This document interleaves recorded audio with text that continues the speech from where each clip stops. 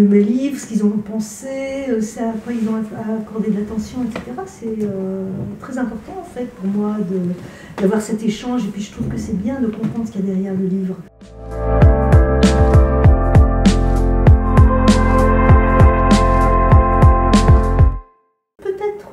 L'héritage d'Anouchka, parce qu'on n'en parle pas beaucoup, parce qu'il n'est pas spécialement sur une période qu'on connaît bien. Ça se passe dans l'après-guerre, dans un goulag.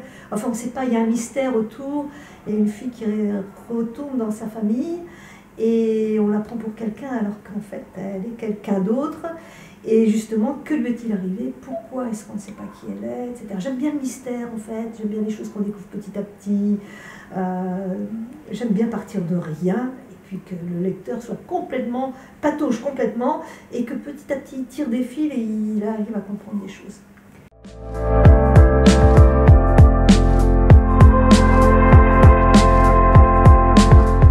Je ne peux pas écrire si je ne connais pas la fin. Moi, ma fin est déjà faite.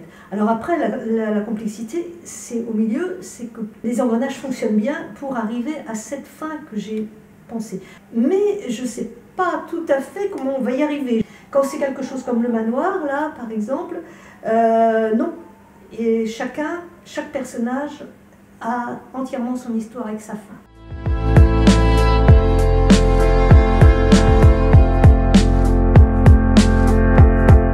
Signé pour le cinéma, ça ne s'est pas fait finalement. Et en réalité, l'auteur ne peut strictement rien.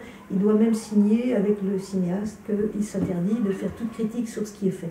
Donc ça veut dire que c'est quelque chose de différent, mais je le prends comme ça aussi, ce serait une œuvre différente.